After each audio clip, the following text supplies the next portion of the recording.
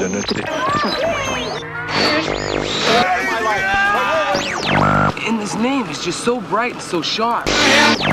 What's his name again? Mr. The names have been changed to protect the innocent. Yo! Marty, is that you? Hey, Doc! Rosebud. Here's Johnny. Bond. James Bond. Young lady, what is your name? Mrs. Nicholas. And how about your fella here? They call me Mr. Tibbs. That's right. Mr. Henderson. Sharp little guy. I'm Rob Landers.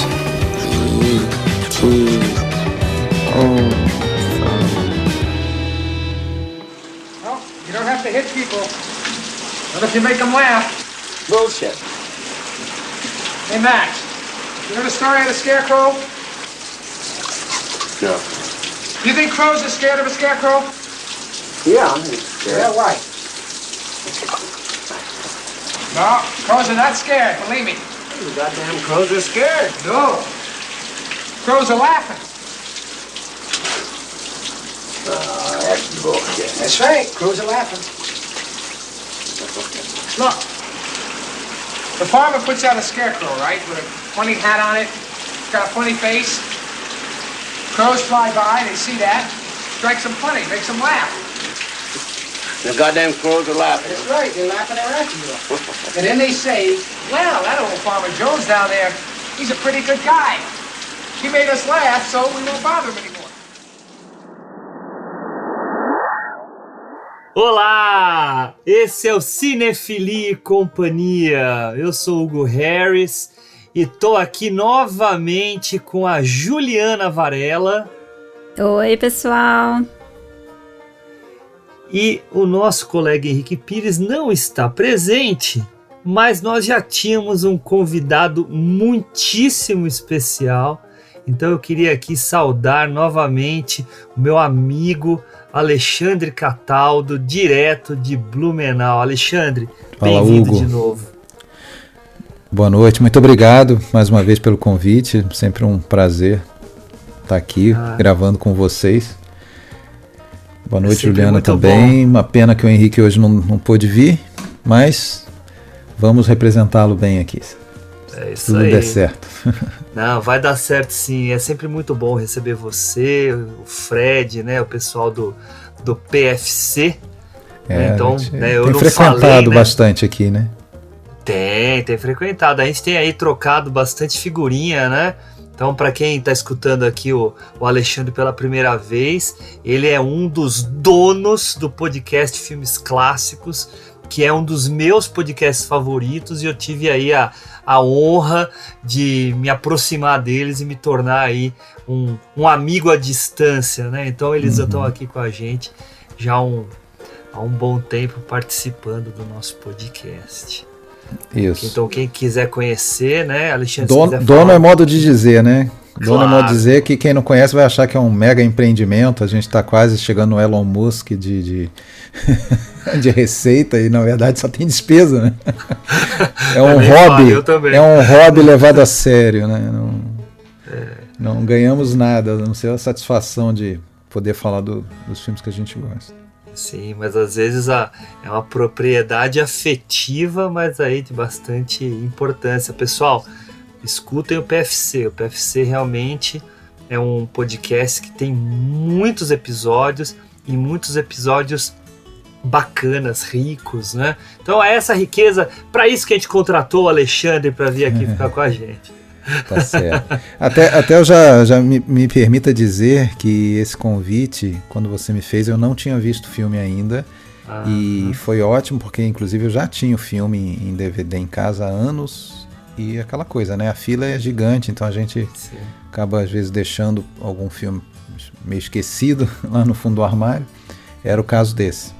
E curiosamente, já que você usou a expressão donos, o outro dono do PFC, o Fred, também não conhecia esse filme ainda. Quer dizer, não conhecia de nome, mas não tinha visto. E agora, recentemente, ele viu, até por conta da live que a gente fez aí no último final de semana sobre os filmes da nova Hollywood. Eu acho que esse filme aí pode ser muito bem enquadrado aí dentro desse muito. conjunto de filmes, né, da nova Hollywood. Então, e ele viu muito por causa da minha sugestão, depois que vi também e tal. Indiquei esse e outros dois do Schatzberg. Depois eu comento também disso. E aí ele se empolgou e viu também. Então, essa troca de referências e de dicas é sempre bom, né? Eu acho que a gente faz muito isso e todo mundo aprende, conhece outras coisas, né? Não, e com certeza, e assim, só para o pessoal entender, né, porque eu não falei ainda o nome do filme, né, apesar de que o pessoal leu aí na hora de clicar, mas o filme o filme, né, o filme chama Espantalho, do Jerry Schatzberg, e de 1973, e continuando até a história do Alexandre, a gente entrou nesse papo porque eles gravaram um episódio sobre o Perdidos na Noite, né, que é um dos filmaços da nova Hollywood, e aí trocando ideia com o Alexandre virou para mim e falou assim, que para ele, né, nas considerações dele, me corrija se eu estiver errado, né, a dupla Jon Voight e Dustin Hoffman, né, que fazem o Joe Buck e o Hatsuo Rizzo, seria das melhores duplas dentro de filmes que ele tinha visto, uma das, né? Não a maior, mas uma das, né? Depois você me corrige, Alexandre. E daí eu falei, mas tem o do Espantalho, né? E aí o Alexandre falou pra mim que ele não tinha visto, e eu falei, então, meu caro, eu vou te fazer um convite pra te fazer ver esse filme. E aí ele aceitou. Responsabilidade. E vi e revive 2 vezes em 1 mês e meio. Boa. Muito legal, muito legal. Então, essa troca realmente fez com que daí a gente se aproximasse nesse momento. Bom, gente, já vamos começar falando aqui do filme, do diretor, como vocês preferirem. Já que eu e o Alexandre aqui já começamos trocando uma bolinha, eu vou passar para a Ju, para ver o que a Ju pode dizer aí de primeiros olhares dela a respeito desse filme, que é aí com Al Pacino e com o Gene Hackman, um filmaço aí da nova Hollywood. Ju. Bom, eu não tinha visto o filme ainda, foi a primeira vez, não conhecia, na verdade nem de nome, mas gostei bastante. Eu fui meio com o pé atrás, assim, mas achei um filme muito bonito, muito sensível, né? Acho que os dois estão impecáveis, né? Al Pacino e Gene Hackman estão ali, 2 opostos, assim, mas muito atraentes os dois, assim, muito hipnóticos. Mas não sei muito por onde começar, assim, não tenho muito o que dizer do diretor, não vi os outros filmes dele ainda, né, mas depois pesquisando, a gente vê que ele foi um fotógrafo também, incrível, ele tem umas fotografias bem interessantes, da época, principalmente dos anos 70 ali, né, muitos músicos, cineastas e tal, então dá pra ver que ele tem esse olhar. Ele tem uma ligação com o mundo da moda também, que eu achei muito interessante, que fez todo sentido depois que eu fiquei sabendo que ele tinha trabalhado com isso, porque o figurino, pra mim, é muito interessante no filme, né? O figurino do Max, principalmente, aquelas camadas todas, tudo aquilo. Então, enfim, são coisinhas que... Eu acho que é um filme que ele pega muito nos detalhes, assim, sabe? A coisinha... São pequenos momentos ali que vão fazendo, né? Tem essa coisa das roupas, a coisa da luminária, enfim, que depois a gente vai discutir pela história e tal. Então, acho que é um filme muito sensível, muito delicado e... Não sei, vamos descobrindo pela conversa aí, desenvolvendo esses momentos do filme. Tá bom, Ju, tá bom. Muito bem. É um filme mesmo que tem essa sensibilidade muito aparente, né? E vamos falar a respeito disso sim. Alexandre, você quer falar também alguma coisa aí nesse princípio? Eu conhecia muito pouco, só de nome mesmo, o diretor, né, o Jerry Schatzberg.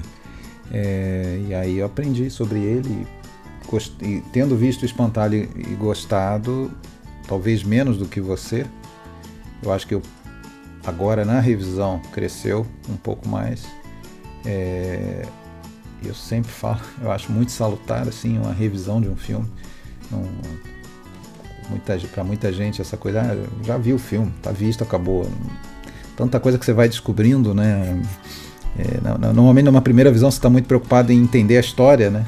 E não presta atenção às vezes nos detalhes mais sutis, que naquele momento ainda não são tão compreensíveis, né? Depois, que a história você já sabe, aí você não está mais preocupado com o que vai acontecer. Aí você começa a prestar atenção em detalhes de tudo, né? A Ju falou as camadas lá de roupa do Gene Hackman e outras coisas. Mas o Schwarzenegger, eu vi que ele... Bom, para começar, ele está vivo, né? Ele tem 94 anos. Vai fazer 95 esse mês. A gente está gravando 95. Em junho, né?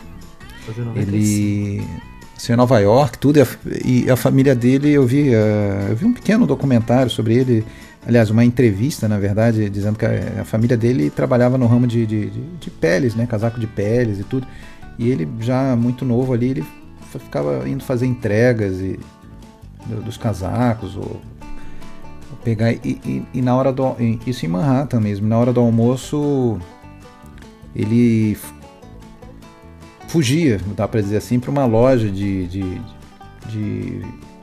fotografias, de material fotográfico, chamada Willoughby, e ficava lá 2 horas, né, vendo os equipamentos, tudo. Então ele, desde muito novo, ele teve essa afinidade, né, com a fotografia, e ali nos anos 50 ele foi trabalhar com isso, primeiro como assistente de um fotógrafo já renomado, depois ele abriu o próprio estúdio.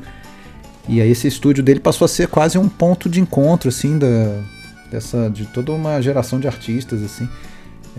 A Ju falou, ele foi fotógrafo de bandas, se tornou praticamente fotógrafo preferido de Rolling Stones, de Jimi Hendrix, Bob Dylan. Tem grandes ensaios que viraram livros com Bob Dylan, capa de álbum. E essa turma se encontrava lá nesse estúdio dele, né? Mas ele queria passar para a imagem em movimento, né? Ele não queria ficar sendo só fotógrafo, não foi algo casual, ele planejou isso. Tanto é que primeiro ele começou a fazer comerciais, foi para a área de publicidade, fez comerciais para TV e tal, para depois daí fazer um projeto de um filme. E não por acaso o filme de estreia dele tem muito a ver com o mundo da moda, né? Confissões de uma Modelo, que é com a Faye Dunaway, que na época era a esposa dele, né? Ou noiva, não sei bem, mas que logo depois largou ele pelo Mastroianni, né? Mas é um filme que eu vi também, esse Confissões de uma Modelo, um filme, nunca tinha ouvido falar, acho que esse filme acho que não foi nem lançado nos cinemas brasileiros, tudo. Tanto é que o Espantalho acabou sendo o primeiro filme dele visto no Brasil. Foi o terceiro dele, mas esse primeiro não chegou, e o segundo não foi exibido por causa da censura, que é Os Viciados, né? Que era um filme sobre o universo de um casal de drogados, né? E esse filme a censura brasileira vetou. Então, quando chegou o Espantalho, foi a estreia do Schwarzenegger em solo brasileiro. Mas então não por acaso ele começa sobre uma modelo que o filme é ela conversando com um fotógrafo que é meio que apaixonado por ela e tudo, enfim, e ela relembrando os casos, toda a vida dela curtíssima, né, porque ela é mais jovem ainda, mas já aquela modelo em fim de carreira, assim, envelhecida aos 28, sei lá, uma carreira curta, né, e cruel, e é bem interessante. Depois vai fazer aquele filme que foi o filme que lançou o Al Pacino, né? Os Viciados, que é um assombro, né? Ele viu o Al Pacino no teatro, ficou impressionado, convidou pro filme, né? E por sua vez o Coppola assistiu Os Viciados, né? Ficou impressionado, e daí pronto, aí daí surgiu esse mito, né? Que é o Pacino. Até curioso, depois eu ia perguntar, até curioso para vocês, o cara saindo do Poderoso Chefão, né, fazendo Michael Corleone, ele vai fazer esse personagem, o Lion, tão diferente assim, né, um cara bem palhação, pelo menos nos primeiros 2 terços de filme ali, quase um infantiloide, né, sim, leve, que busca nas brincadeiras constantes ali, de repente conseguir suportar problemas e depois ele muda, claro, né? Mas foi uma coisa assim interessante, né? Para um cara que estava vindo lá do Michael Corleone, né? Isso mostra uma versatilidade pro Al Pacino que ele estava começando a ensaiar, né? Os anos 70 são anos mágicos, né, pro Al Pacino. Sim. Porque, né, ele faz Os Viciados, né, que ele tá...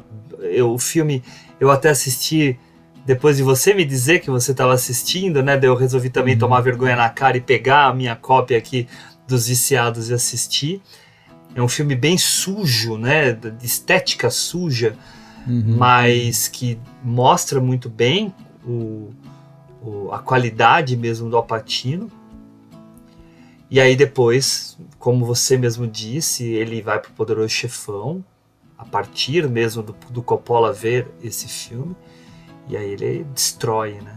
Daí no ano seguinte faz o Espantalho e o Sérpico, né? O que é também impressionante, que são dois personagens muito distintos, né? Sim. E essa infantilidade, né, do personagem do Lionel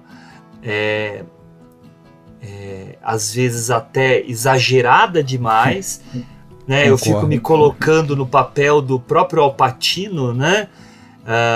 Não é fácil, pelo menos eu acho que não, né? Não é fácil você retratar alguém tão abestalhado, né? Mas um abestalhamento que vai, de certa forma, se justificar com toda a história que esse personagem carrega. E isso é também importante que a gente daqui a pouco traga, né? Mas, Alexandre, só perguntando, você terminou o que você estava falando? Ou sim, eu estava falando um pouquinho do Schatzberg, né? Que eu acabei descobrindo um pouco dele, né? Confesso que não conheço nada dele depois do Espantalho, mas desconfio que não tem nada muito superior, não. Se eu estiver errado, me corrijam. Mas eu acho que o auge dele foi com esses dois filmes, principalmente Os Viciados e o Espantalho, início dos anos 70. Eu vi um filme dele há um bom tempo atrás, há vários anos, que é aquele que eu até vi no IMDb hoje, aqui no Brasil chama Malandros de Rua, que é o Street Smart, que foi o filme que meio que botou o Morgan Freeman no mapa. Eu acho que ele é de 87, o Morgan Freeman foi indicado para o Oscar, mas eu acho que é com Christopher Reeve também o filme. Mas eu assisti, eu lembro que eu não fiquei nada impressionado na época, eu fiquei interessado pelo personagem do Morgan Freeman, que era um personagem muito violento, muito agressivo, muito amedrontador, que é uma coisa que a gente não está acostumado a ver na figura do Morgan Freeman. Então isso chamou a atenção. Mas de resto, o filme em si é mais um filme de estética suja de Nova York, aquela coisa mais policial noturno mesmo, típico dos anos 80, né? Então não me pegou, não. Eu acho que eu concordo com você, viu, Alexandre? Eu acho que o ápice dele mesmo tá no Espantalho, em 73, e um pouco com Os Viciados, né? Que é um filme menor do que o Espantalho, né? Mas, enfim. Eu vi esse filme a partir daquelas coisas de deixa eu ver quem são os premiados de Cannes. E aí vi esse como um dos vencedores da Palma de Ouro, né? Que ele dividiu com aquele filme francês, né? Acho que é Uma Tão Longa Ausência, né? Que chama. Foi até lançado recentemente, né? Num box acho que da não Versace. É esse. Não é esse? Eu acho que ele se chama O Assalariado. É um filme com... então eu tô confundindo. Com Alan Bridges. Esse Tão Longa Ausência até vi, não tem muito tempo. Ele é anterior, ele é dos anos 60, se não me engano. Então você tem razão. Eu falei besteira. Isso. Mas eu vi esse Espantalho por causa disso.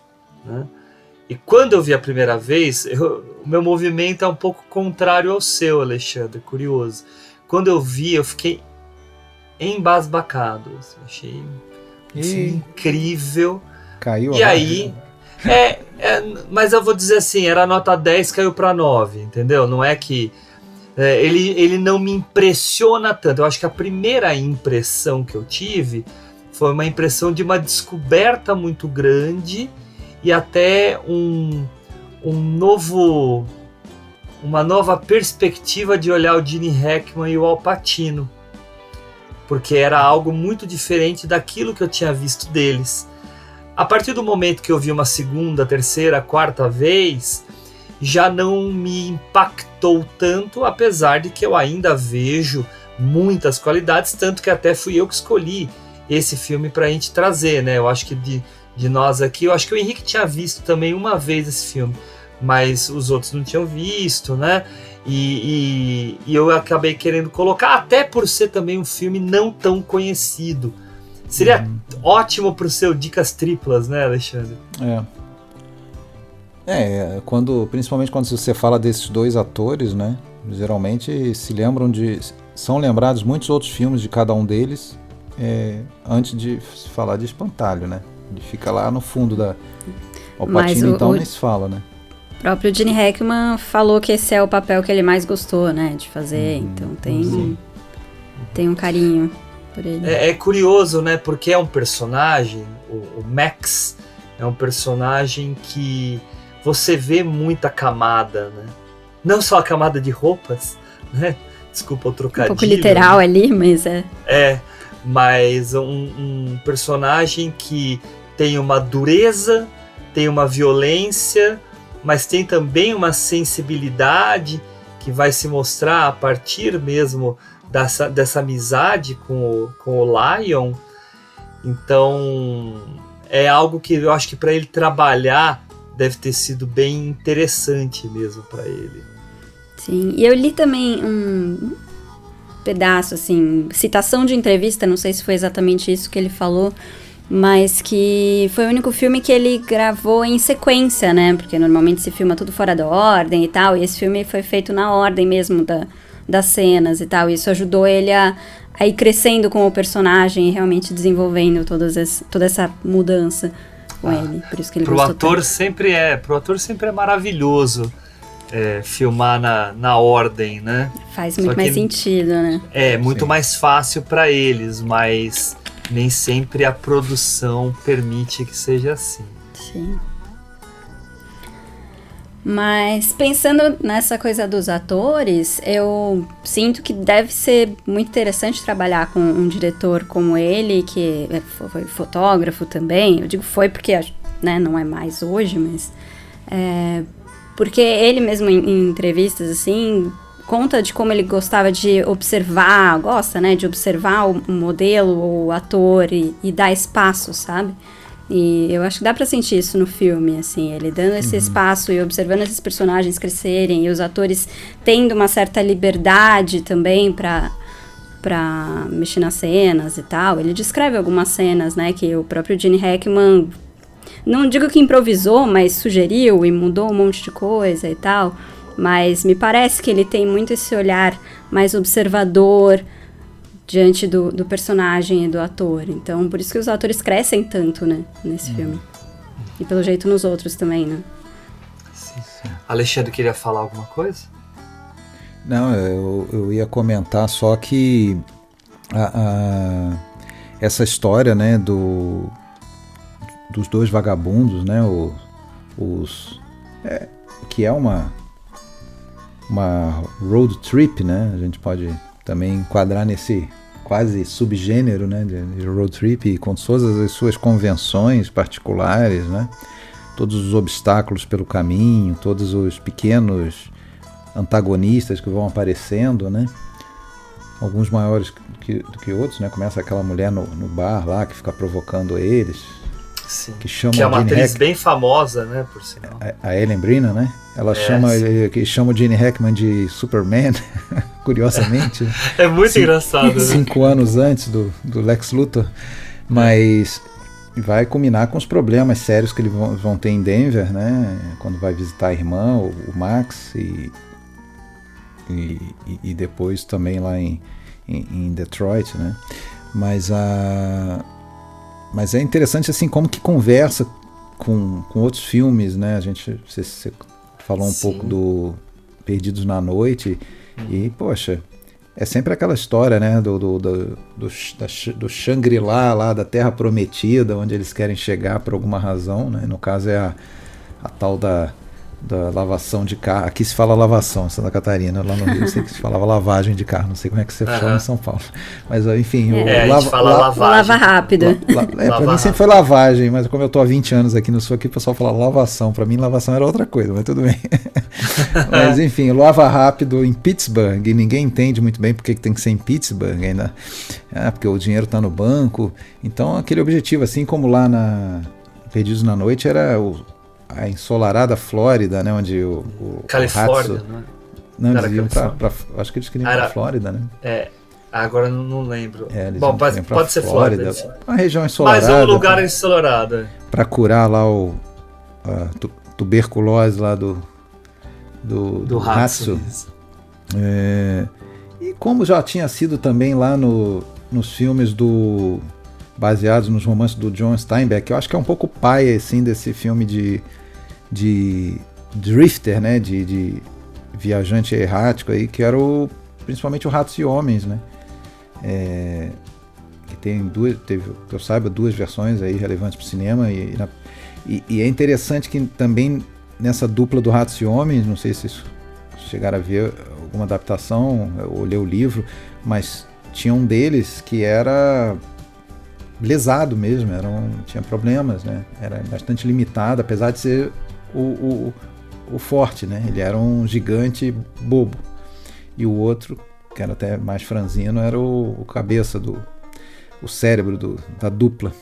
E aquela coisa, eles queriam, eu não lembro mais agora o que eles queriam, mas provavelmente, tal como lá a família do Vinhas da Ira, queriam chegar num lugar onde eles iam poder se estabelecer e plantar e trabalhar a terra. Encontram todos os tipos de dificuldade, né? Aquela história antiga do sonho americano, que não é para todos, né? Infelizmente tem gente que não vai realmente conseguir. Então, e aí só queria colocar um negócio, aí entra uma coisa que eu acho que é pra mim, uma coisa que dá uma estragadinha no filme. Eu até fiquei um pouco orgulhoso, que eu pensei nisso quando eu estava vendo a primeira vez, depois eu fui ler, eu vi que o Roger Ebert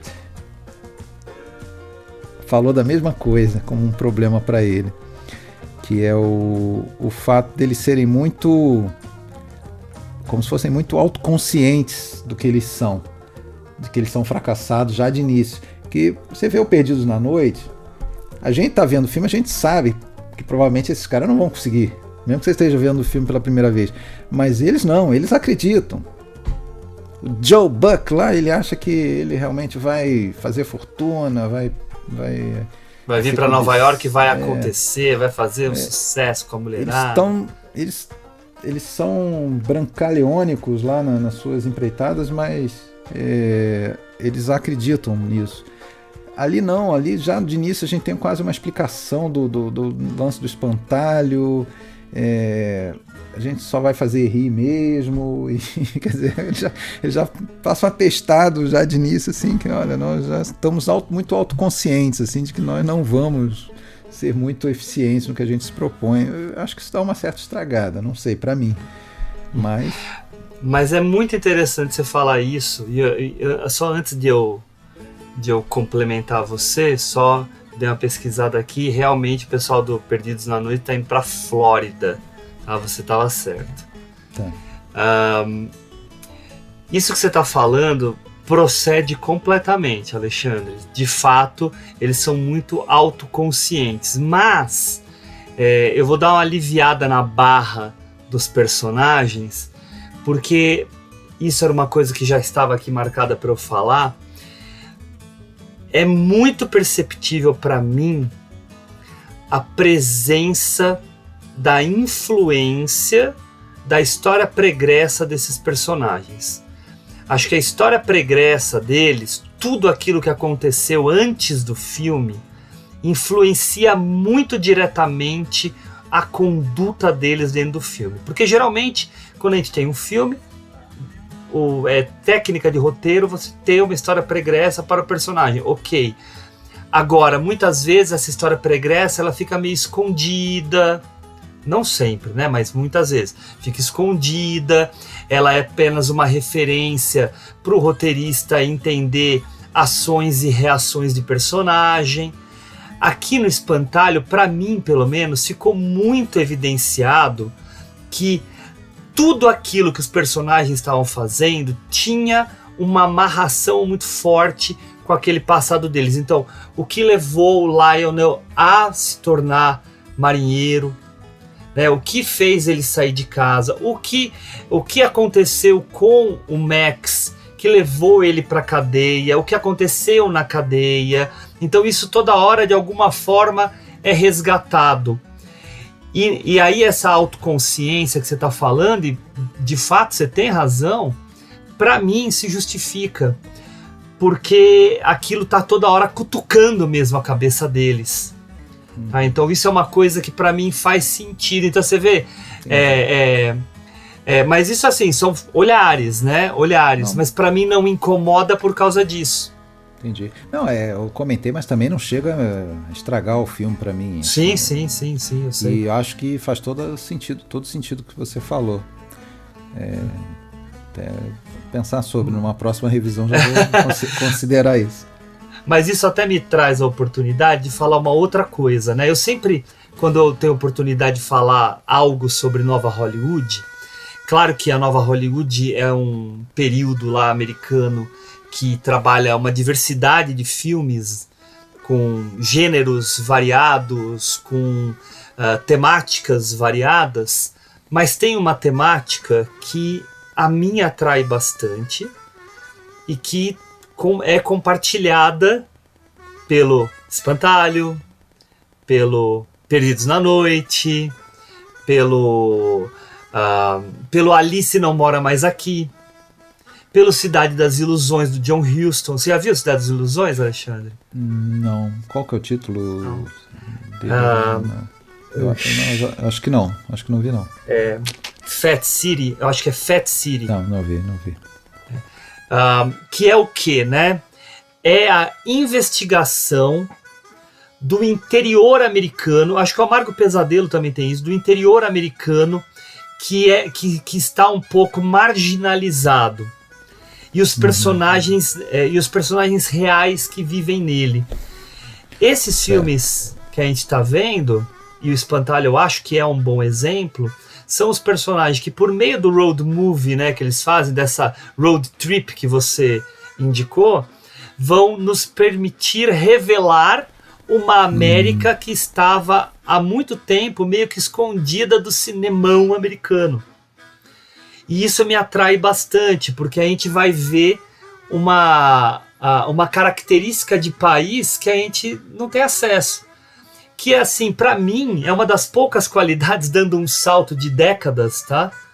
Uma das poucas qualidades que aquele filme Nomadland tem. Uhum. Que é mostrar os excluídos, que é mostrar aqueles que estão embaixo do tapete americano. Uhum. Então, esses personagens, o Max, o Lionel, o Joe Buck, o Rato Sorriso, né? Apesar de que o Joe Buck e o Rato Sorriso estão em Nova York, né?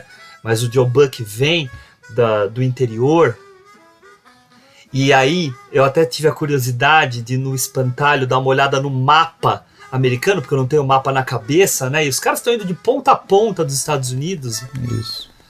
Então isso permite que a gente tenha uma amplitude de olhar sobre essa multiplicidade de locais, pessoas e, enfim, situações sociais mesmo, que estão dentro dos Estados Unidos. E eu, particularmente, que gosto dessas temáticas, fico muito atraído pelos filmes, né? Então o Espantalho, para mim, tem isso, aquela cadeia, né?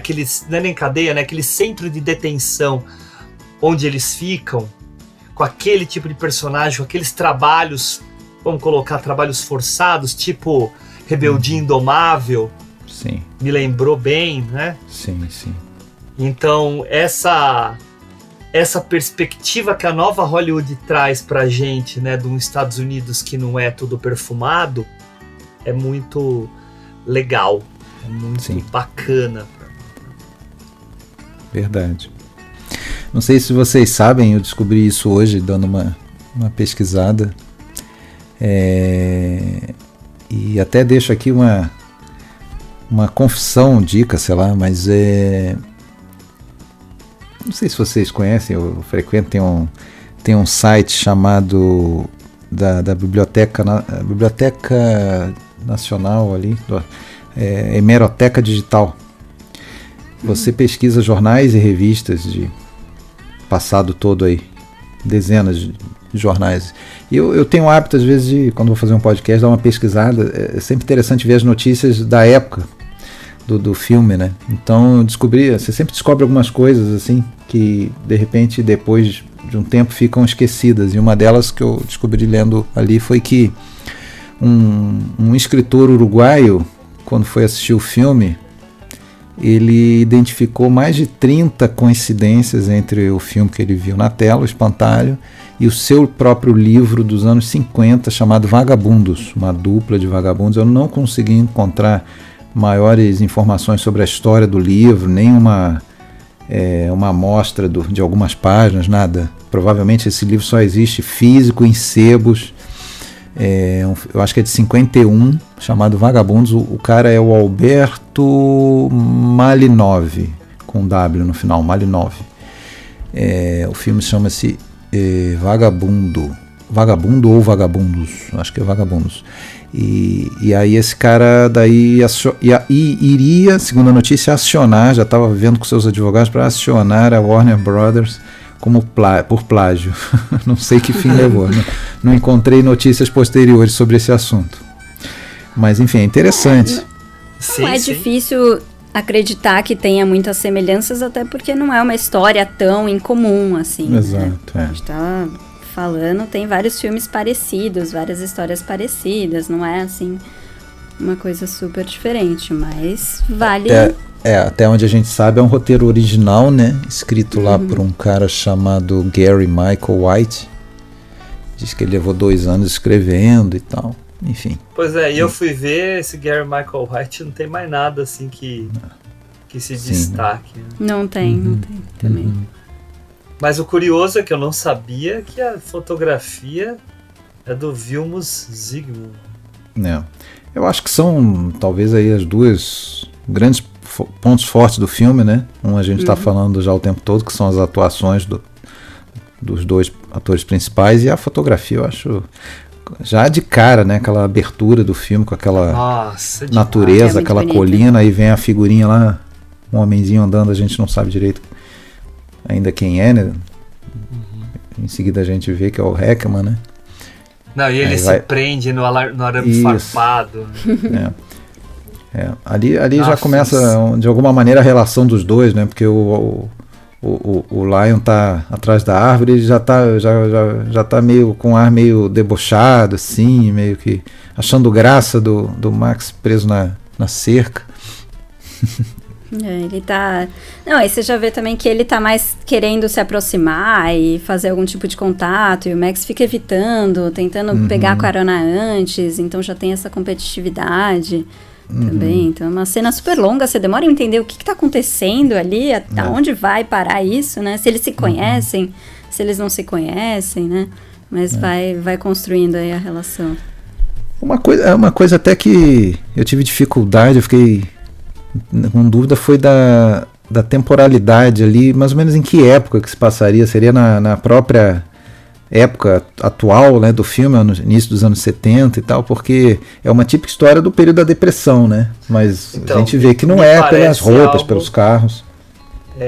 Os carros são carros anos 50, né? Não sei dizer, realmente isso eu não reparei. Mas as roupas e tudo, calça jeans e camisa. Porque você vê que passava uma ideia 70 mesmo, mas realmente...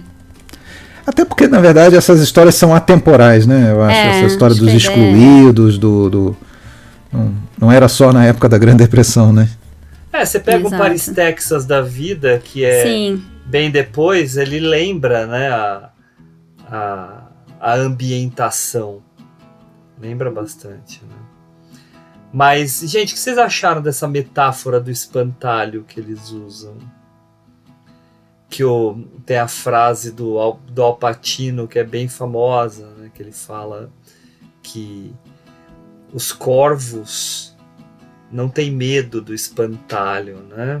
Vamos lembrar aí pro povo que tá nos escutando que o espantalho é scarecrow, né? Que é o assusta-corvos. Que na verdade né, que que na visão dele os corvos não têm medo do espantalho. Eles na realidade acham o espantalho engraçado, né? Atraente, e aí ficam próximos a ele porque ele os diverte.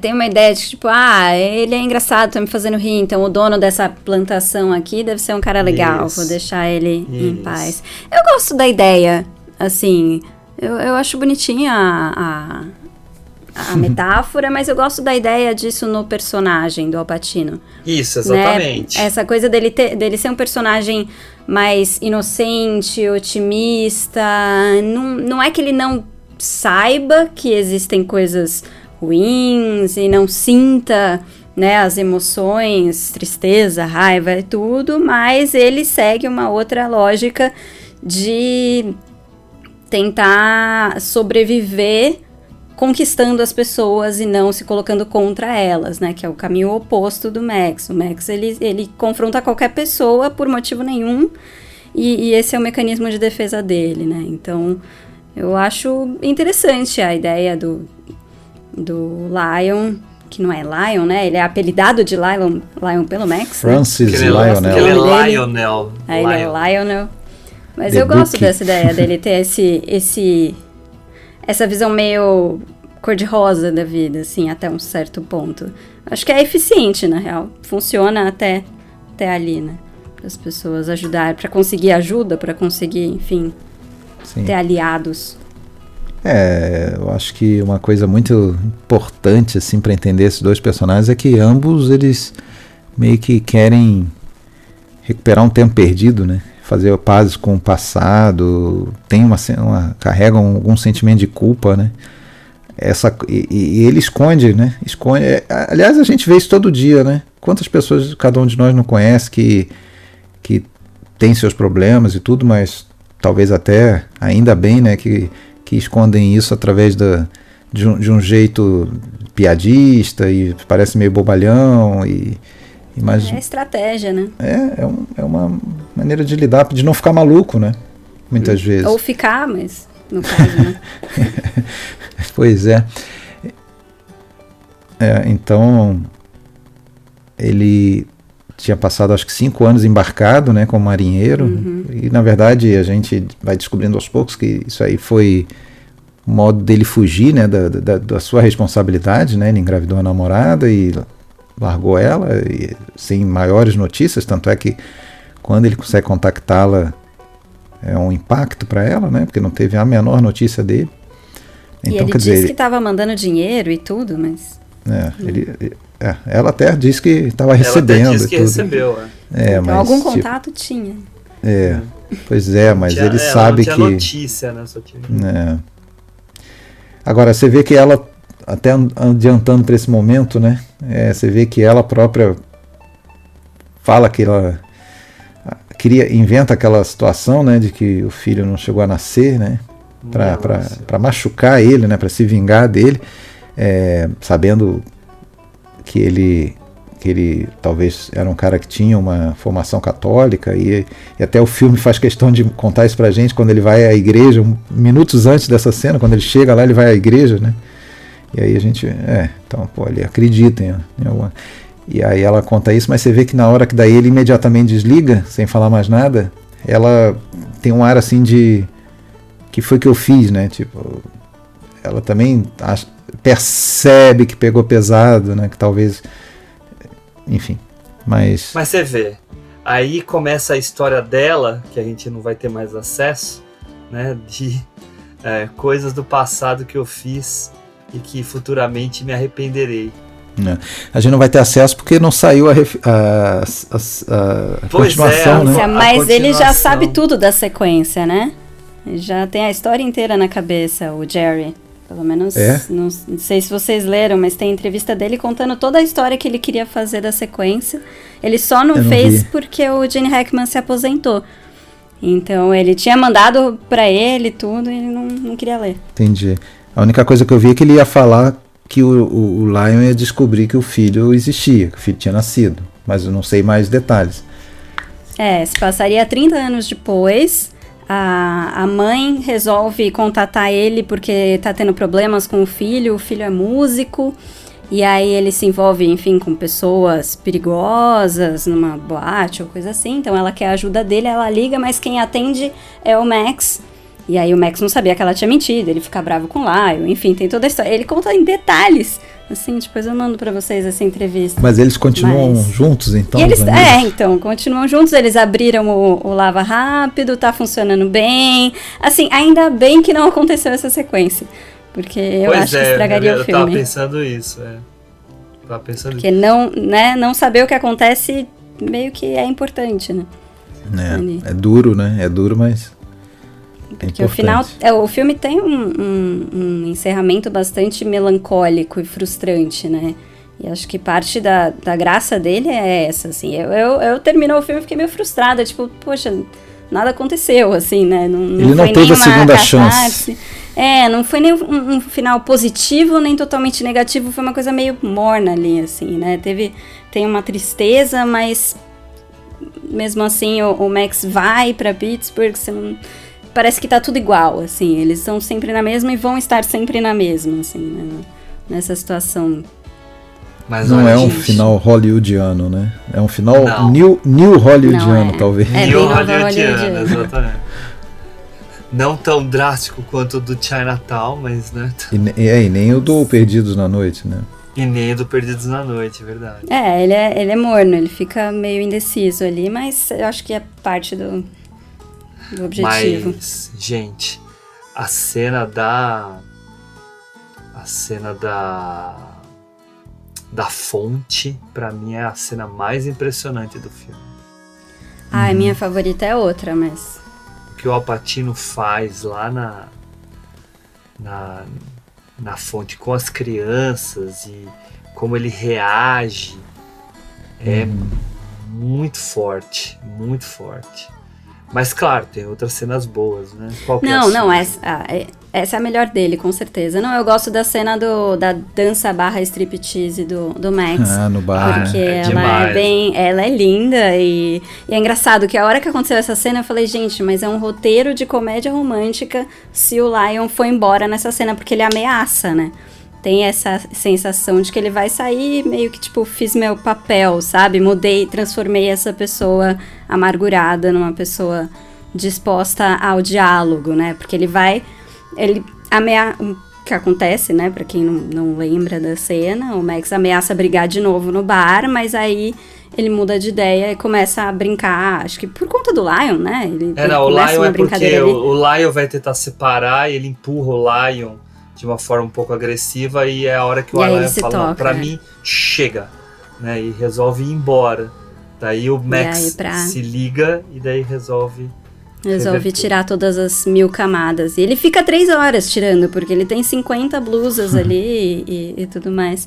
Mas é uma cena bonita, porque tem essa mudança de papel deles, né, porque os dois vão mudar. Inverter. É um pouco óbvio, mas o jeito como eles fazem, né, os atores fazem toda a diferença nisso. Sim, existe um despertar de sensibilidade do Max, né, que passa a ser quase um irmão mais velho, um cuidador ali, né.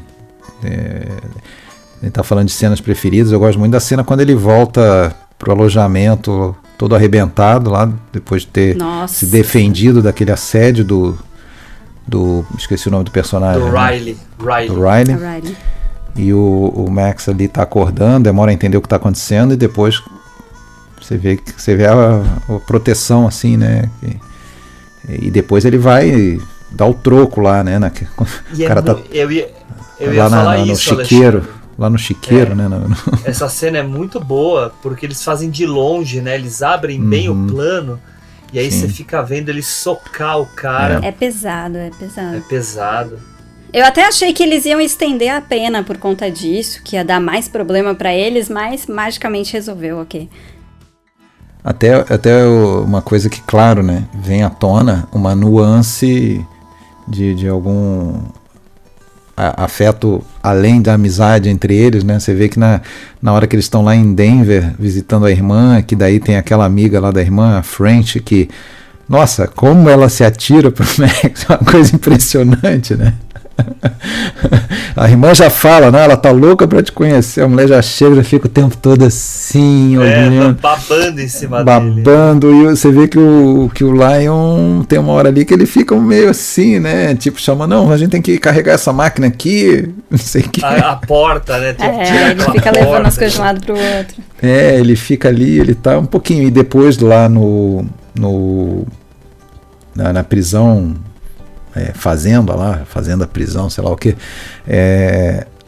você vê que rola uma coisa assim em relação àquele, o Riley, né, o Max fica um pouco, ele tá percebendo o que tá acontecendo. Ele tem experiência com prisão, né, convenhamos, ele já tem mais essa malícia, eu não vejo nada muito além com eles, eu acho que é muito mais essa preocupação, mas ele evita se envolver, né, no começo.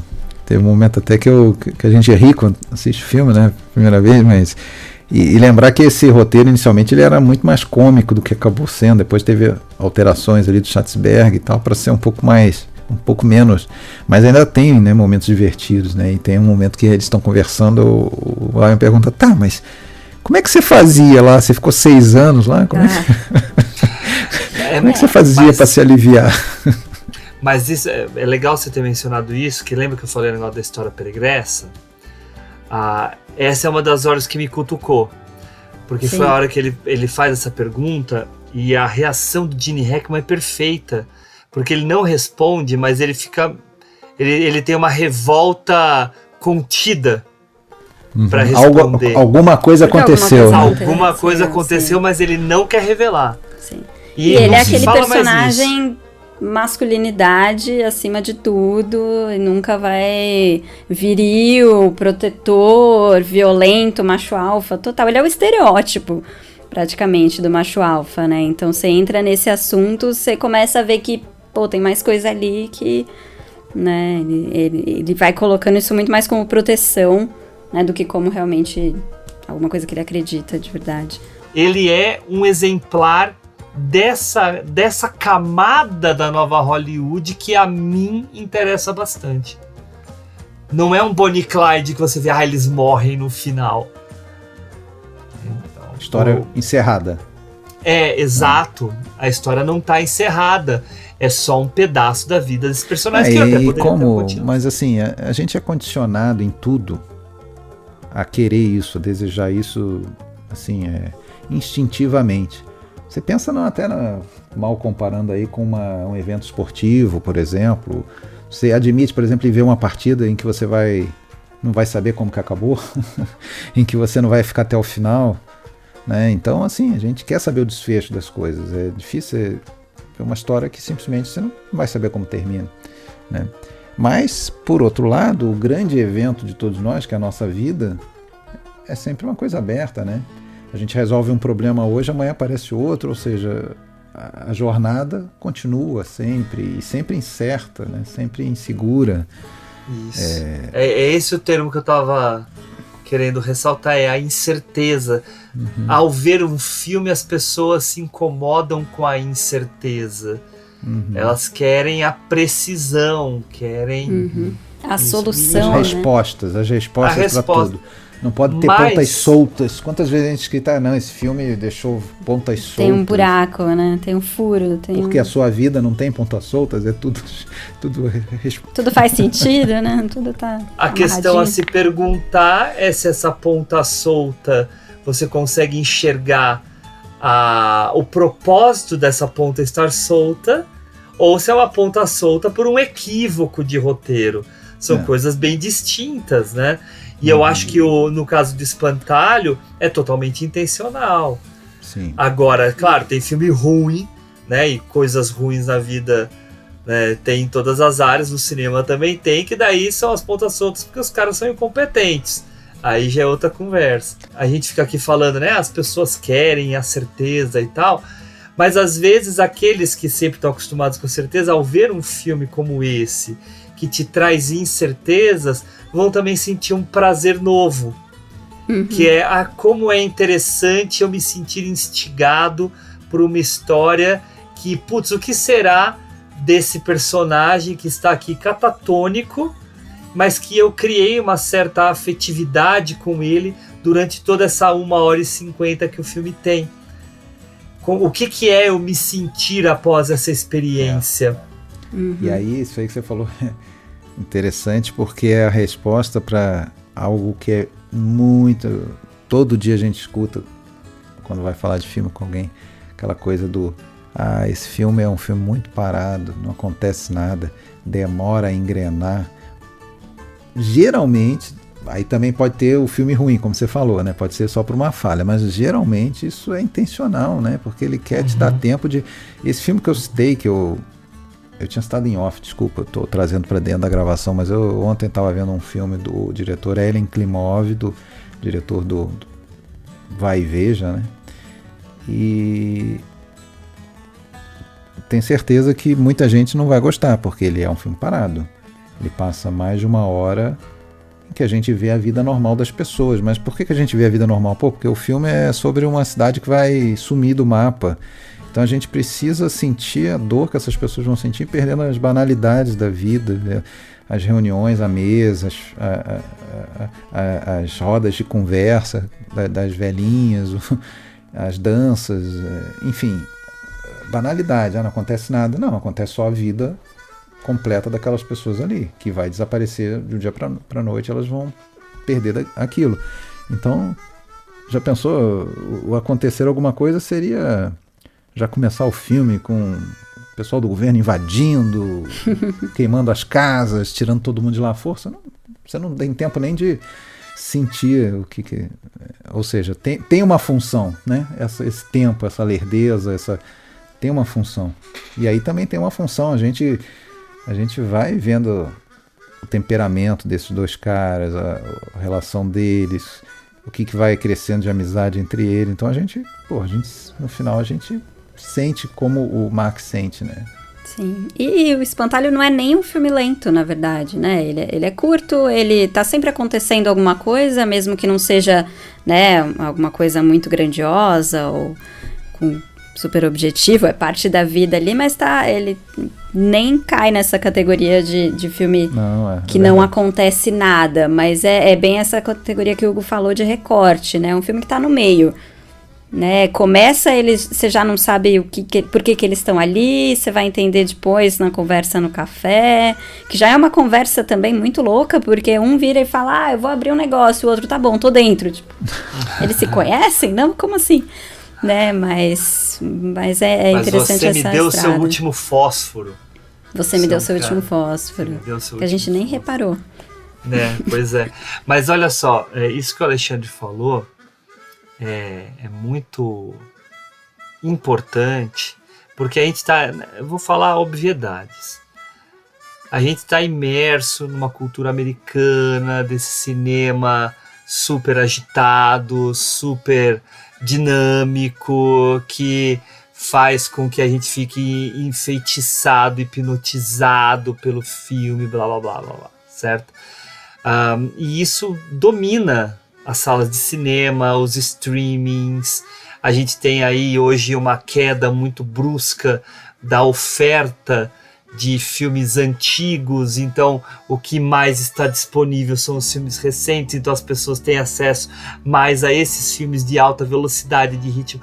Daí entra um filme com um ritmo um pouco mais cadenciado, e recentemente a gente até falou de um filme do Tarkovsky, né, do Espelho. As pessoas vão ficar incomodadas, porque para elas esse tipo de cinema nem possível seria, porque está fora da referência. Então é complicado, porque não é nem culpa das pessoas. Não, a gente é treinado. A gente é condicionado a aceitar esse tipo de produto. Aceitar então, e querer mais, né? É quase uma coisa de vício, de reforço positivo, aquela coisa de... Eu acho que isso é uma programação. Eu não sou da área médica e da psicologia, mas eu acho que são programações mentais que a gente acaba sendo sujeito a elas. Então, realmente, para quem está acostumado com esse tipo de cinema, é doloroso. O cara vai sentar ali, que saco, porra, que saco, não acontece nada. Você fica impaciente, né? Sentindo que você está perdendo tempo, alguma coisa assim. Já para o meu gosto, se eu sentar e começar explosão, correria, som alto o tempo todo, nossa, que filme, eu não aguento aquilo ali, não me traz nada, né? Então é muito o hábito, né? Dá para entender que tem a gente assim, mas infelizmente é ruim, né? Mas é uma coisa de tudo rápido, de tudo descartável. Ruim a padronização, né? Se tiver espaço para os dois tipos, ok. Você quer experimentar com mais rápido, faça. Você quer fazer o mais devagar, faça, né? Desde que faça sentido pro seu filme, mas vira uma obrigação, né? Mas quando a gente vê esse tipo de velocidade, a gente poder se questionar, né? Mas por que está sendo assim? Por que eles estão se atendo tanto a esse momento dos... Né, voltando ao nosso filme, ao Max e ao Lionel aqui com a Cooley, com a irmã, né, do Max. Por que a gente está se concentrando tanto nessa vinda dele à cidade de origem dele, onde ela relembra até um tio no rosto do irmão, onde ele começa a se relacionar com aquela amiga dele, porque o Max de alguma forma estava querendo voltar para o passado dele, por mais que parecesse que ele estava buscando um futuro indo para Pittsburgh. Então essa insistência de ficar em Denver, não eles, né, mas o filme, de ficar em Denver, de atrasar a ida, né, progressa para lá, só para quem está nos escutando, né, e na hora que eu estava falando, eu vi que o Alexandre concordou, né, que é muito distante. Então você vai pensar, eles se encontram no norte da Califórnia para atravessar os Estados Unidos, né, Califórnia, vamos pensar oeste americano, extremo oeste americano, para atravessar os Estados Unidos inteiro e chegar lá na Pensilvânia, que é quase o extremo leste dos Estados Unidos. É a mesma coisa que eu encontrar aqui uma pessoa em Porto Alegre, lá em alguma cidade do interior do Rio Grande do Sul, e falar para eles: eu estou indo lá pro Acre, vamos lá comigo a pé e de carona? Nossa. Eu tenho algumas coisas para resolver lá.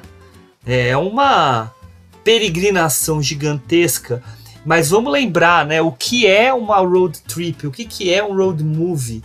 O road movie nada mais é, e eu acho até que vocês abordaram isso quando vocês falaram do Paris, Texas.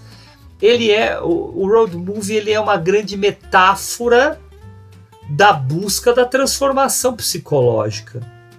Né? Essa viagem é uma viagem pela mente, pela memória, pela interna, lembrança. Né? É uma viagem interna, né, que é concretizada pela viagem física e geográfica. Você, Hugo, amanhã eu vou passar na tua casa, a gente vai de carro até os Estados Unidos ou o México. Você vai? Amanhã? Não, amanhã por quê? Amanhã não dá. Mas por que você não vai? Porque você tem tua vida, você tem teus compromissos, você tem muita coisa a perder, você tem tua esposa, teus filhos. Esse cara que se joga, o cara fala: vamos abrir um negócio em Pittsburgh, vamos. O cara não tem nada. Não, são dois personagens que estão afastados da sociedade há pelo menos 5 anos. Exato, né? Os então dois não tem nada estão a perder, isolados, né? Eles já chegaram meio perdidos, né? Um estava embarcado, o outro estava preso. Então os dois chegam, eles já não conhecem muito bem aquele país, aquelas ruas. né? Queira ou não queira, ok, que sejam 5 anos, não é tanto tempo, mas muita coisa muda, você se desapega, perde contato com pessoas, né? Então eles estão soltos completamente quando começa, né? Mas o Alexandre falou uma coisa muito legal, né? De que eles não, você tem seus compromissos, tá? E eles não têm nada.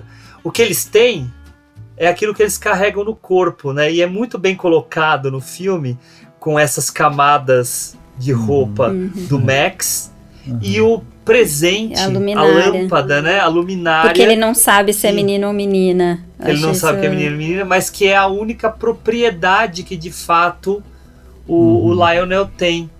Sim, então ele fica abraçando aquilo, tomando conta. Ele tá tem um agarrado, momento né? só que ele se afasta, mas eu não lembro direito qual que é. Eu acho que é justamente o momento da dança. E depois também, depois da ligação, né, que ele... Aí deixa ali em cima do carro e eles vão lá beber alguma coisa. E daí logo em seguida tem a cena da fonte. Porque ele já... Porque ele perdeu aquilo que ele achava que ele tinha.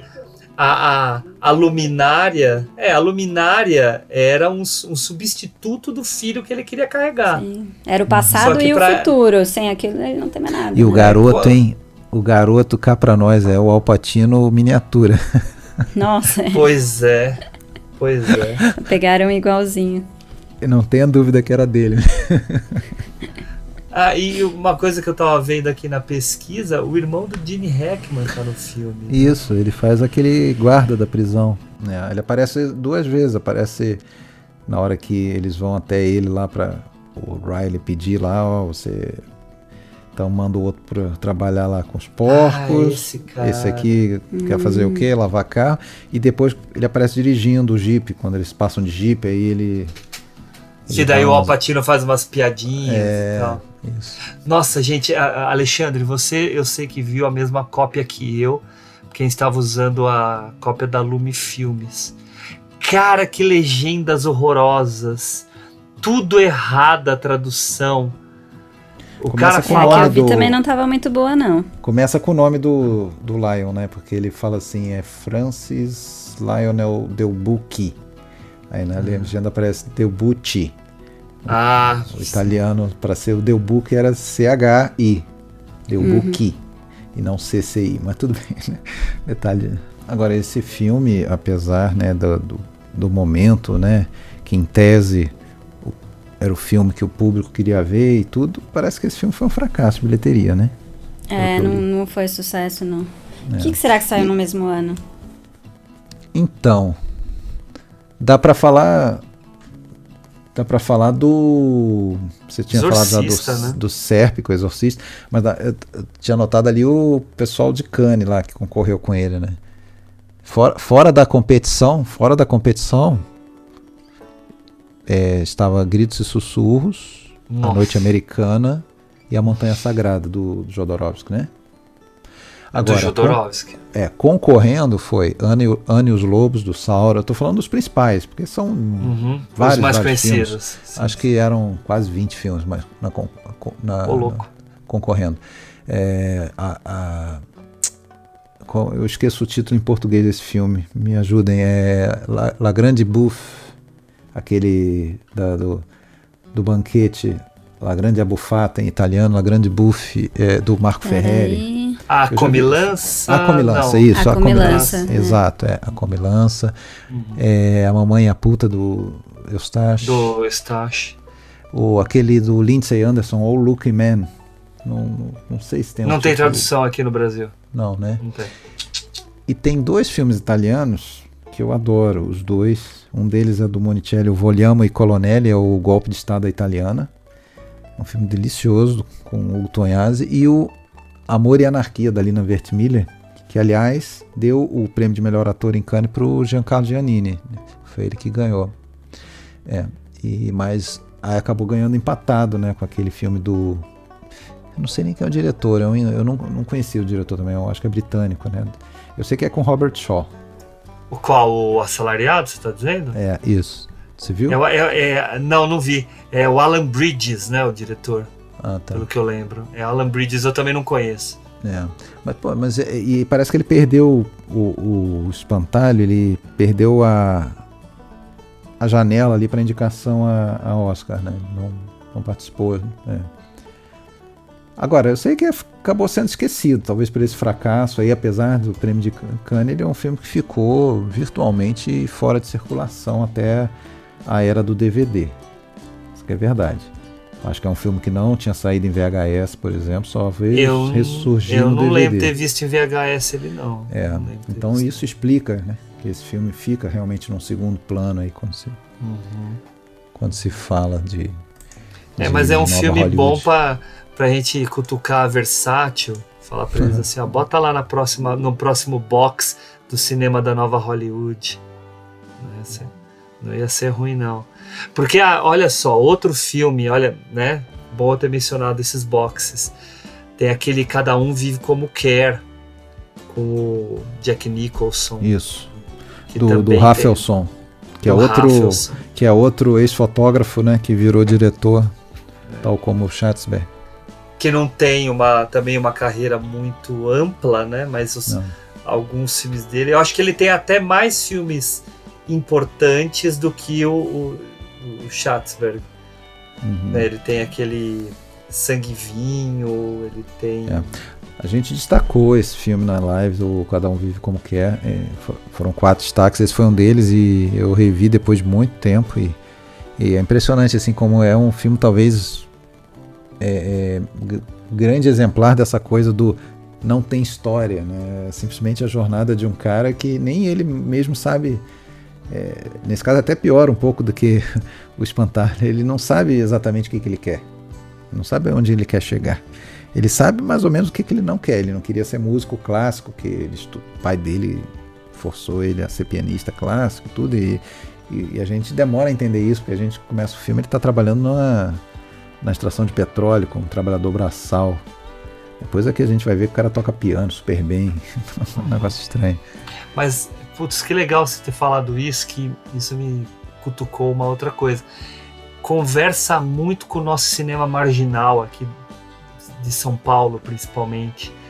Um pouco do Rio, mas bastante aqui de São Paulo. Um pouco do Carlão, um pouco do Bressani. Claro, não a estética do Bressani, que é um pouco over, mas a temática tem muito dessa coisa do personagem meio perdido no mundo. E aí você falando isso do Perdido no Mundo me fez lembrar um filme. Olha só, né, as coisas que a gente não sabe da vida, né? O Paul Newman dirigiu alguns filmes, e alguns bons filmes, e um deles é um filme chamado O Preço da Solidão. É esse o nome aqui no Brasil? Deixa eu ver. É que ele tem um nome maravilhoso. Preço da Solidão. Não conheço esse. Isso, de 72. Não, eu vou falar para vocês o... The Effect of Gamma Rays. Isso, The Effect Man on the of Moon, Gamma Rays. Marigolds. Exatamente. Não conheço esse. Fala o nome inteiro, Ju. Fala o nome The inteiro. Effect of Gamma Rays on Man in the Moon, Marigolds. Acho que é isso. Exatamente esse. Muito bem. Que ganhou... Se eu não me engano, ganhou... Eu vou até dar uma lida aqui, mas eu acho que a Joanne Woodward ganhou Cannes de melhor atriz por esse filme. E eu tô vendo aqui que ganhou. E é uma peça de teatro ganhadora do Pulitzer. Gente. Olha só, e é um filme da Nova Hollywood também, que a gente não tem acesso. Então, você vê, tem uma produção aí dessa Nova Hollywood que a gente aqui no Brasil não conhece muito bem. Nossa, parece bem legal esse filme. Não, é muito legal, Ju. Esse você falou do Paul Newman, me lembrou que ele tem teve um papel fundamental na entrada do Schatzberg no cinema, né? Porque... quando o Schatzberg foi filmar o Confissões de uma Modelo, aproveitando seu conhecimento do mundo ali da foto e tal, e para pegar um pouco carona também no grande sucesso da Faye Dunaway, né, depois do Bonnie and Clyde, que estava próximo a ele achou erradamente que a Warner ia topar o projeto, mas a Warner não quis saber. E então ele ficou meio à deriva, até que o Paul Newman tinha uma produtora nessa época. Ele e a Joanne Woodward leram o roteiro e toparam bancar o primeiro filme, o Confissões de uma Modelo. Eles que bancam? O primeiro filme, esse Confissões de uma Modelo. Que isso, legal. No Brasil saiu como... Na época saiu como Entre a Fama e a Loucura. Foi para os cinemas com esse título. E, enfim. E aí depois a Warner... que aliás, assim, né, cara, é a grande marca mesmo da nova Hollywood, o cara conseguir emplacar determinados projetos num grande estúdio, né, cara? Quem diria uma Warner, uma Paramount, fazendo um filme sobre drogados, ou fazendo um filme sobre... acho que foi a Columbia, né, que distribuiu o Easy Rider, né? Enfim, você fazendo um filme sobre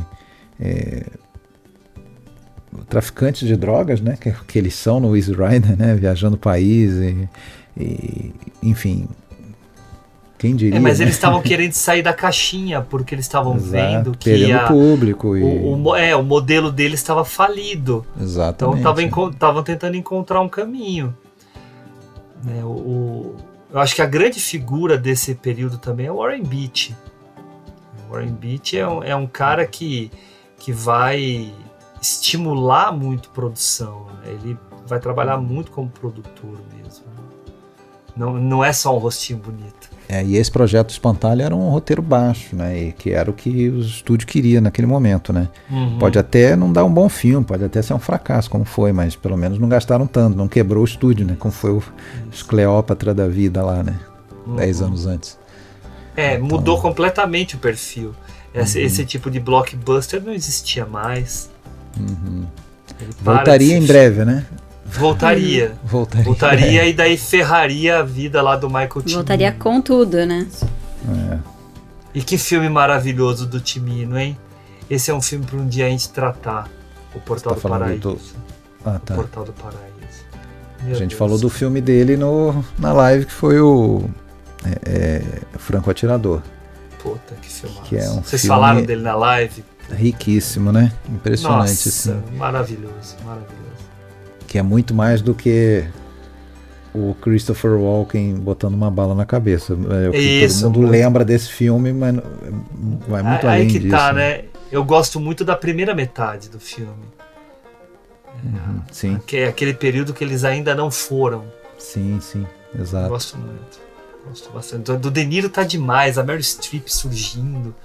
É uma loucura esse filme. E daí o Cimino depois vai lá e destrói a própria carreira. Que dizem que era um cara muito difícil de lidar. O Al Pacino, ele... Também aproveitei para ler um pouco sobre ele, né? Ele já vinha de uma carreira no teatro, né? Diz que ele gostava de atuação e de bebida desde a escola, né? De bebida? Eu não sabia, não. Desde a escola. E aí os professores dele na escola secundária, ainda vendo isso, conseguiram uma bolsa para ele na escola de atuação, né? E mais à frente ele vai no Actor Studio, né? Ali por 66, mais ou menos, quando ele estava ali na altura dos 25 anos. E acaba se destacando, vai fazendo pequenos papéis em peças de teatro, e já em 69, 70 ele ganha prêmio, em 70 ele ganhou aquele prêmio Tony do teatro da Broadway, né? E daí que atraiu a atenção lá do Schatzberg para os viciados. Agora, engraçado que depois do Poderoso Chefão, ele acabou tendo bastante gasto com processo contra a MGM lá e tal, então ele até meio que tinha desistido do cinema. Impressionante, eu não sabia disso. Ele voltou para fazer uma peça, fazer Ricardo III no teatro, e voltou a fazer cinema porque o Schatzberg foi lá atrás dele chamar para esse filme, né? E ele foi justamente por isso, ele foi justamente porque era um personagem diferente, porque era um filme de baixo orçamento, ele viu ali a chance de, né, exibir um outro... E ele diz que pela chance de trabalhar com Gene Hackman, né, que já era o ganhador de Oscar ali do Operação França e tal, né? Parece até que eles não se deram tão bem assim, pelos estilos diferentes e tal. Mas ele antes queria isso, né? E para ir pro Oeste, que ele nunca tinha ido, né? Com 33 anos de idade, ele nunca tinha ido pro Oeste americano ainda, o Al Pacino, né? Para as filmagens. Então ele agarrou essa oportunidade e daí, enfim, não largou mais, né? Pelo visto. Não largou e, como eu falei antes, cara, os anos 70 dele são impecáveis. Um Dia de Cão, né? Que vocês até trataram também nos seus episódios. No episódio que a gente fez sobre o sobre diretor, o Lumet. Lumet. Sobre o Lumet. Sim. O próprio Parceiros da Noite. Ele vai ter aí uma série de filmes interessantes. Agora, a gente tá falando desses dois atores. O que aconteceu no ano de 92, Oscar de 93? É verdade. O Oscar pro Pacino é melhor ator e o Gene Hackman é ator coadjuvante. Né? Exatamente, os dois ganharam na mesma cerimônia, né? E o Pacino concorreu coadjuvante também, né? Sim, pelo Sucesso a Qualquer Preço. É verdade. Foi o ano que os caras falaram, tem que dar pra ele em algum lugar. Não chega de ficar indicando esse homem, não dá prêmio pra ele. E ele ganhou como ator, né? Pelo Perfume de Mulher. Pelo Perfume de Mulher. Que, aliás, que pra mim nem é um grande papel dele. Não é. Com certeza não é. Ele tinha que ter ganhado com 74, né, cara? Como que ele não ganhou o melhor ator pelo Poderoso Chefão 2? Sim. Mas o Perfume de Mulher, vocês sabem que é uma refilmagem, né? De um filme italiano com Gasman no papel, né? Do Dino Risi. Dino Risi. É um bom filme também. Eu acho que a gente pode ir encerrando aqui a nossa conversa. Nós já demos uma boa divagada, mas eu acho que essa divagação foi causada, né, também pelo que o filme nos traz. Espero que as pessoas aí tenham apreciado. Alexandre, quer falar mais alguma coisa aí sobre o filme, sobre algum outro aspecto do filme? Acho que está bem tratado. Muito bem. E você, obrigado, Ju? por ter me apresentado esse filme. Que isso. Eu só dei a última cutucada para você assistir. Ju, alguma coisa que você queira falar? Só colocaria que talvez ouvindo a gente falar, ou quem tá ouvindo pense que não é um filme que vale a pena, não é tudo isso, porque a gente foi divagando, foi para outros assuntos, nem ficou tanto nele, mas é um daqueles filmes pequenos e que tem coisas interessantes que te tocam de alguma forma, enfim, não é um filme grandioso, não tem muitas coisas, mas ele tem o seu espaço ali. Vale a pena. Boa.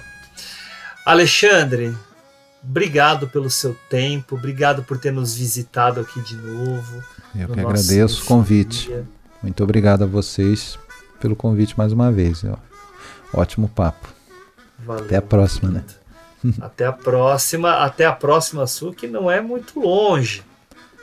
Pois está relativamente perto.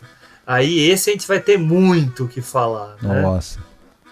Esse aí é filme de propriedade, né? Eu Era Uma Vez no Oeste. Filmaço. Alexandre, você quer dar um último recadinho sobre o seu podcast?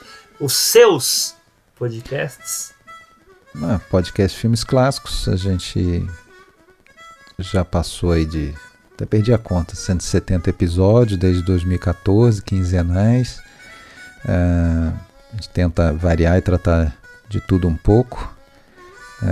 E agora, sim, a cada 2 meses a gente tem feito lives aos primeiro sábado dos meses ímpares. Aliás, o último sábado dos meses ímpares. É isso, aguardo vocês lá. Tem o nosso site, o www.filmesclassicos.com.br. Aí lá dá para ver o que já foi conversado. Não, mas conta pro pessoal aqui que tem um outro podcast, Alexandre. Não, eu com a minha Mania de Cinema Italiano também tenho feito aí, mas esse é mais recente, é muito errático. A gente só fez 5 episódios até agora e vamos começar a preparar o 6º sobre cinema italiano. É podcast Cinema Italiano, tá no Spotify esse. Gente, mas vale muito a pena porque a série que eles fizeram sobre o Mario Monicelli é muito legal. É muito, nossa, é riquíssimo. A gente tá procurando trazer assim obras de diretores que não são esses da superfície, né? Esses famosões, Visconti, Antonioni, Fellini, Rossellini. São os caras que são muito, no nosso entendimento, são muito relevantes, mas por alguma razão, e geralmente pela razão da crítica ter meio que desprezado um pouco sua obra, né? Eles terem ficado um pouco em segundo plano. O caso do Monicelli, caso que foi do Giuliano Montaldo, que a gente falou em seguida, e vamos falar agora do Mauro Bolognini. São diretores que, por alguma razão, ficaram um pouquinho fora do grande mercado internacional, assim, vamos dizer, né? Bom, mas é isso. Obrigado, Alexandre. Obrigado também. Foi ótimo. E Juliana, obrigado também. Obrigada também. Tchau, gente. Obrigado. Tchau.